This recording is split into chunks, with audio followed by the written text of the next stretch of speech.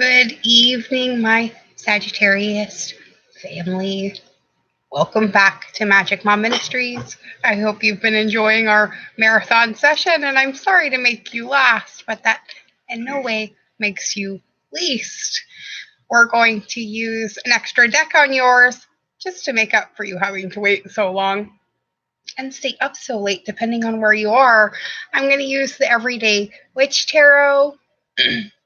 We're going to pull a few cards from The Universe Has Your Back by Gabrielle Bernstein, and we're also going to use the Sacred Path Oracle by Jamie Sams, and I'm going to also pull from Neil Donald Walsh's deck for your messages from Source. So let's get started pulling your cards from the Everyday Witch deck first, and we're going to start with January. Just as a side note, if you have not signed up yet for our 365 Days of Magic course, you might want to go and do that soon. We're posting stuff up already, so it's getting exciting. And oh, there goes your January card with a vengeance. I'm sure there wasn't another one. Ooh, epic January coming from you. You pull the Emperor to start your year off. Nice. Oh, and there's February right there too. And March. We get the King of Pentacles, and then the Four of Pentacles for March. April is right here on the bottom. And we have the Three of Swords in April. May has the Eight of Swords.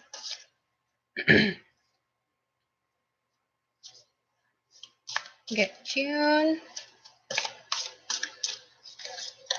There it is. June, we have the King of Swords. We have quite a few swords. Let's start the second half with July. We have the Eight of Wands. The Eight of Cups. Ooh, nice.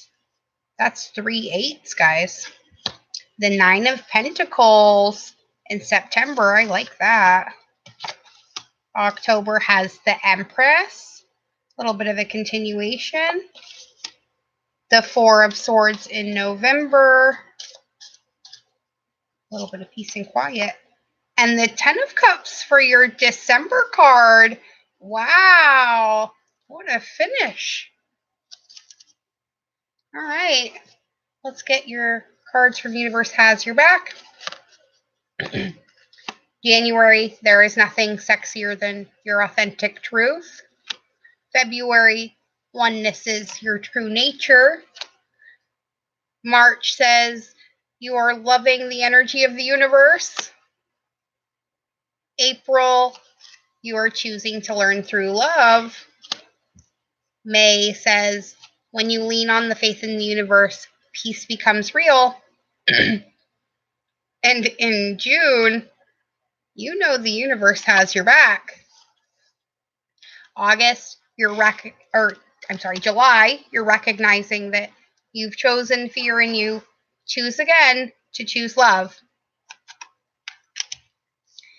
In August, you're creating mindful moments and remembering miracles are natural. September, your energy is creating your reality, and you know what you focus on is what you're going to manifest. October, you do whatever it takes to get closer to consciousness. November, you're witnessing your darkness and calling on your light.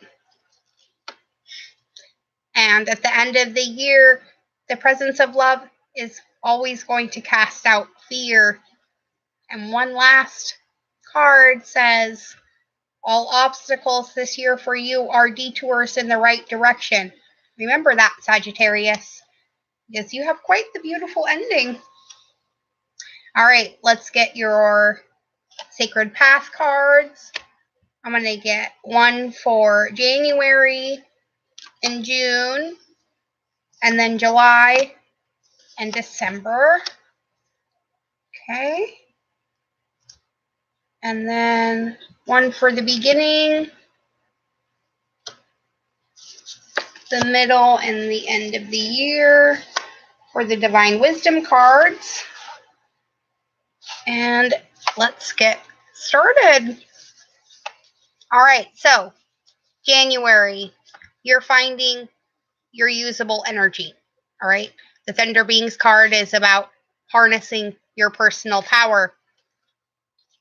And boy, have you done this with the Emperor card being your first one. Look at him just sitting there in all his epic glory with his hound. Oh, I love it. Because there's nothing sexier than your authentic truth, Sagittarius. And your message from the divine to start the year off says, masters are those who have chosen only love in every instance, in every moment, in every circumstance. Even as they were being killed, they have loved their murderers. And even as they were being persecuted, they loved their oppressors.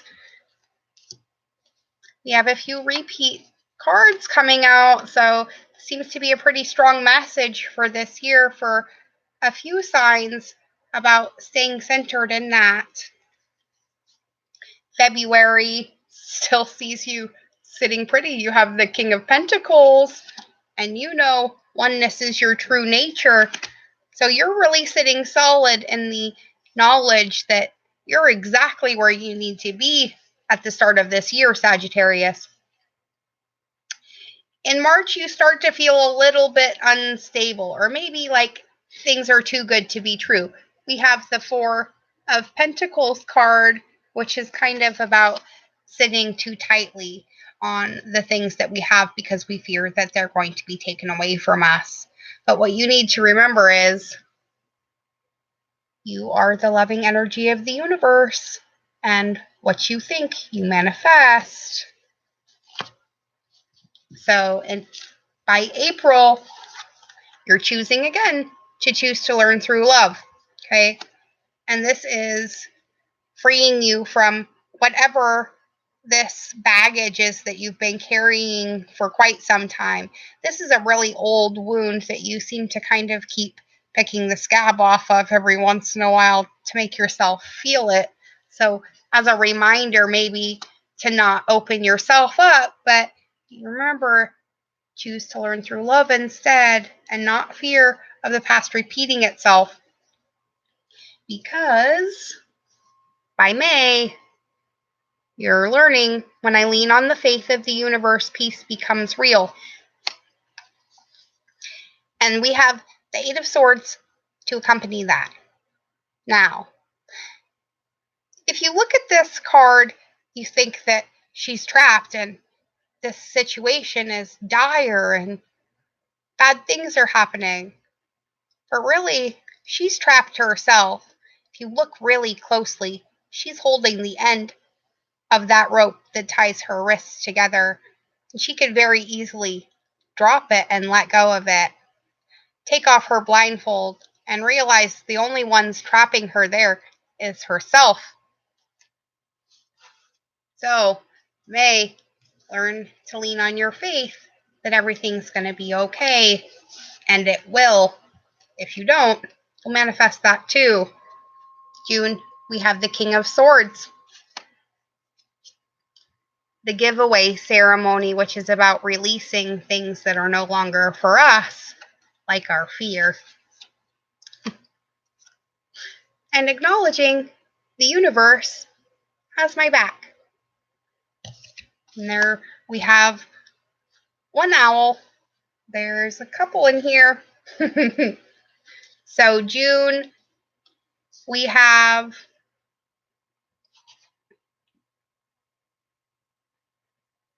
a message about our support and who we turn to in our times of need.